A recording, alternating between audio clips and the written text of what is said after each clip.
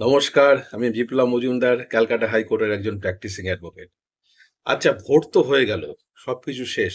কিন্তু জানেন কি যে এর পরেও কোনো কেন্দ্রে রিপোল হতে পারে? মানে পুনরায় আবার ভোট হতে পারে?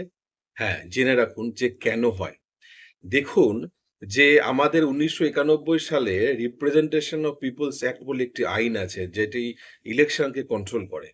সেই আইনের ৫৮ নম্বর যে আমাদের সেকশন আছে এবং ৫৮ এ এই দুটি সেকশনে কিন্তু রিপোলের কথা বলা রয়েছে। এবং রিপোল ব্যাপারটি কিন্তু আমরা খুব বেশি মাত্রায় শুনতে পারি বা এটা সম্পর্কে আমরা দেখি।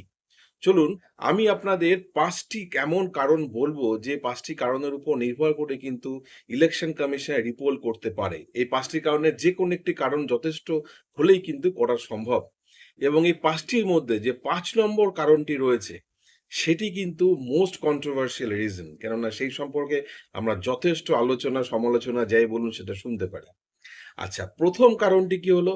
১ম কারণটি হলো বুথ ক্যাপচারিং।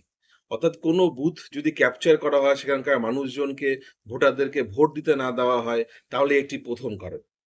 ২য় কারণ হলো যে সেই ভোট কোনো একটি বুথে যে ভোট পড়েছে সেখানে দেখা গেল অনেক ফেক ভোট পড়েছে।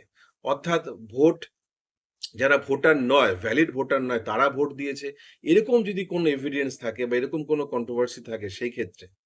নাম্বার ৩, যদি দেখা যায় কোনো ভোট কেন্দ্রে অনেক সমস্যা হয়েছে, অনেক ঝামেলা, দাঙ্গা বা এমনভাবে একটা সমস্যার সৃষ্টি হলো যে সাধারণ ভোটার কিন্তু ফ্রি ভাবে ভোট দিতে পারল না।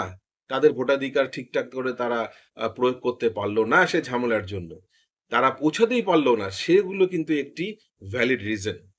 ৪ নম্বর কারণ হলো কোনো ন্যাচারাল রিজন। ন্যাচারাল রিজন বলতে ধরুন হঠাৎ করে বন্যা হলো বা প্রচুর ঝড় বৃষ্টি এমন হলো যে মানুষ ভোট কেন্দ্রে যেতে পারলেন না, তারা ভোট দিতে পারলেন না। সেটাও কিন্তু একটা বড় কারণ রিপোল হওয়ার জন্য। এবং যে ৫ নম্বর লাস্ট কারণ রয়েছে যেটা সবথেকে বেশি কন্ট্রোভার্সি হয়, যেটা নিয়ে আমরা সকলেই হয়তো চারিদিকে আলোচনা সমালোচনা হয়, সেটি হলো ইভিএম মেশিন।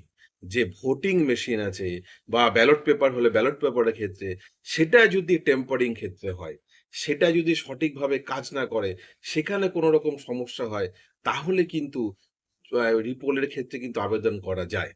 অর্থাৎ এই ৫ টা কারণের মধ্যে কোনো একটি কারণ যদি যথেষ্ট থাকে, ইলেকশন কমিশনের যদি মনে হয়, তাহলে কিন্তু কোনো নির্দিষ্ট কেন্দ্রে রিপোল করতে পারে। তাহলে এই হলো সাধারণ একটি আ বিষয় বা রিপোল নিয়ে আলোচনা যেটি আমাদের জেনে রাখা উচিত।